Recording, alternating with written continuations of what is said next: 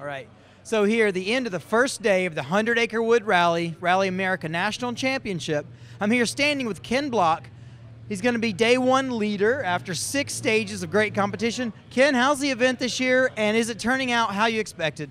Yeah, I mean, I'm very happy to be leading right now, leading by 18 seconds. It's first time with this new car, what we call the HFHV or the hybrid. So this car did X Games last year, then it did Gymkhana 4, and now this is its first debut actually in the stages.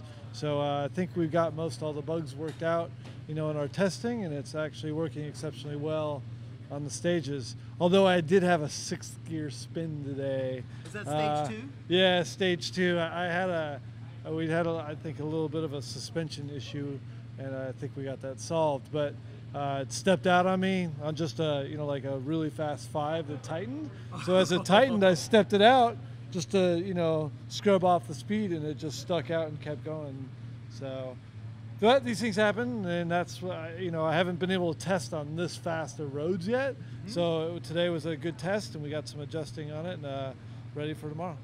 I'll tell you the one thing I was really surprised about coming in. We were midway through stage 2, spectator area. It's a really fast approach. Yeah. Why? I mean, I knew not to run away, but watching the speed that you were able to carry to the last moment and slow down so fast and still have a nice line through the corner and on the power on the exit, I was really impressed. Looked like you were in tune and you're really getting the car to work for you. Yeah, I'm so comfortable in this car. That's one thing that's been a nice change for me this year from the last time I was racing Rally America, because last time I was racing Rally America, I was in a rallycross car trying to run stage rally, but now I'm actually in the same car setup that I have in the World Rally Championship. So now when I go back and forth between World Rally Championship and here, it's a similar feel. I'm used to it. So I get in it, I understand it. I understand the tires and the grip and everything. It's such a nice thing to have that. It's incredibly hard. The first year I was in with Ford, I was racing the Focus and World Rally, and then a different car for Gymkhana, and then a different car racing here in Rally America. All that act differently with different suspensions. And different tires. This is hard for a driver. Yeah, and even with this car, the engine is a 2-liter, whereas the World Rally car now is a 1.6-liter. So that I have to kind of relearn every time, the shift points and where I use the power and what gear for what corner. But I can't tell you how nice it is to get in, and everything looks familiar and the seat's the same, and it's a familiar chassis. So it's amazing. I'm really enjoying it. But the competition here, though, it's awesome. I enjoy racing with David. He's got amazing talents, and he's the current champion, so it's great to be out racing with him. It's a serious race. One last thing, Ken. So part of that trio of folks going for it is Antione L'Estage.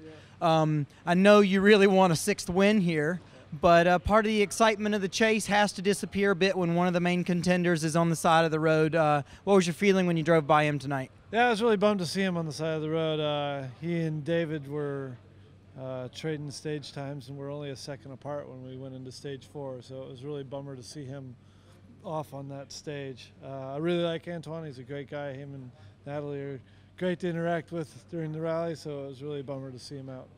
Cool. We're excited to have you here. We look forward to seeing you tomorrow. Hopefully you can get some rest and be ready to go for it in the morning. Yep, can't wait.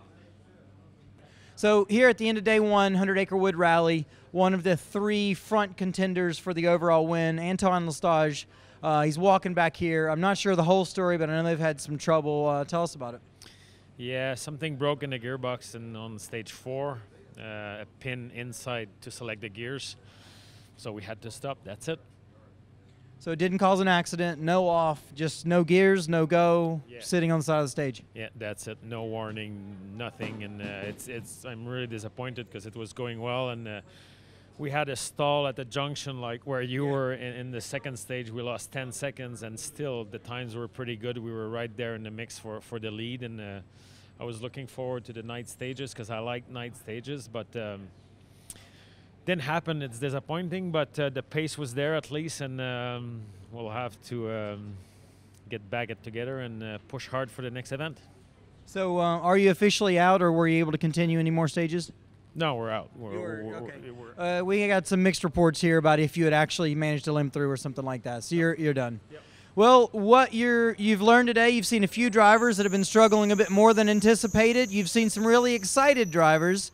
Sometimes it's heartbreaking, especially when you've got the package you need to be a contender to potentially win the event and go out on a stupid mechanical fault. I mean, from that, as a driver, you can't learn anything. You can't say, well, I went too fast there. I'll know not to drive that way next time. You're just sitting there in the midst of disappointment. Yeah, and that's rally. And say it again. That's rally. And rally sometimes, like I said it before, the highs are really high, but it can also be a cruel sport, and that's what's happening to us today. Yeah. Thank you. Thanks for your time. We'll see you tomorrow. Well done. Well done. So there you have it. Antione L'Estage, early exit at 100 Acre Wood Rally. Okay, Friday night, day 1, 100 Acre Wood Rally. Standing here with the super production leader, Travis Hanson. Tell us how the last 3 stages tonight went for you. Yeah, the wind died down like we kind of expected, and everything got kind of dusty. So it was tough for sure.